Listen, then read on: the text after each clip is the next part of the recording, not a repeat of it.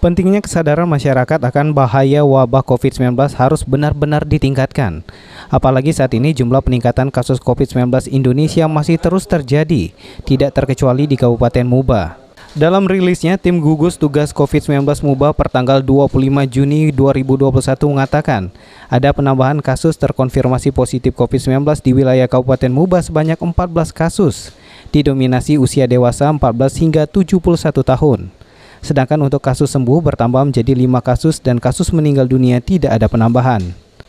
Dengan adanya penambahan tersebut, total kasus COVID-19 di wilayah Muba pertanggal 25 Juni 2021 menjadi sebanyak 1.625 kasus. Di antaranya 1.504 kasus sembuh, 45 masih dirawat, dan 76 kasus meninggal dunia. Ruzi Iskandar, PAL TV.